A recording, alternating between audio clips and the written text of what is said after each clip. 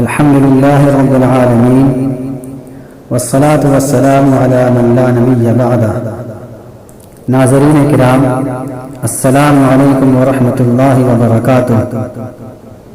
آپ تمام حضرات کا ہمارے چینل برنی ویڈیوز میں خیر مقدم ہے۔ آج میں آپ کے سامنے پتنگ سے متعلق کچھ اہم باتیں پیش کرنا چاہتا ہوں۔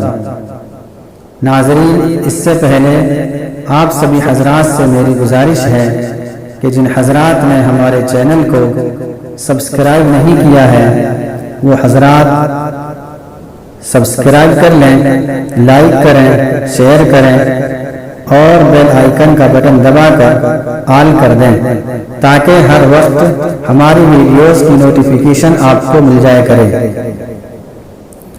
ناظرین، میں آپ کو بتاتا ہوں کہ پتنگ اڑانا کیسا ہے اور پتنگ کٹ جانے کے بعد اس کا مالک کون ہوگا۔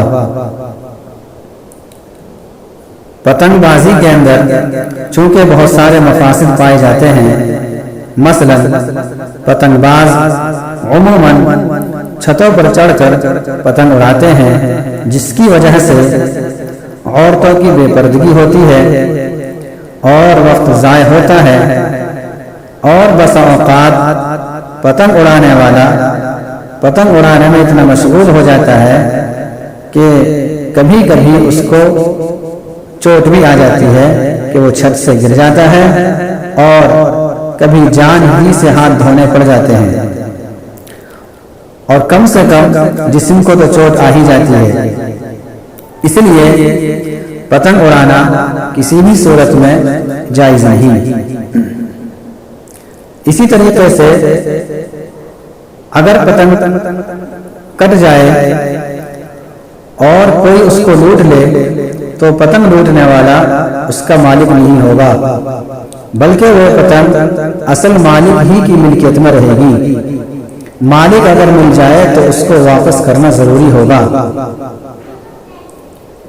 خلاصہ یہ ہوا کہ پتنگ کا حکم یہ نقطے کا حکم ہے۔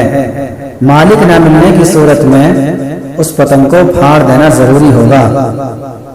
اسی طریقے سے وہ تمام کھیل جن کے اندر جسمانی ورزش نہ ہو، صرف اور صرف وقت کو ضائع کرنا ہو، وہ تمام کھیل ناجائز ہوں گے۔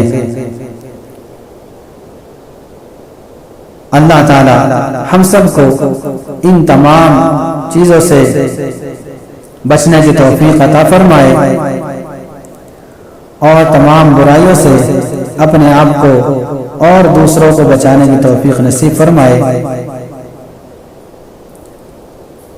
اور یہ جو مسئلہ میں نے بتایا ہے، اگر کسی کو اس کا حوالہ دیکھنا ہو تو میں انشاءاللہ اس کو ڈسکرپشن میں دے دوں گا، آپ حضرات اس کو وہاں دیکھ لیں۔ اللہ تعالی عمل کرنے کی توفیق نصیب فرمائے۔ آمین وآخر دعوانا الحمد للہ رب العالمین۔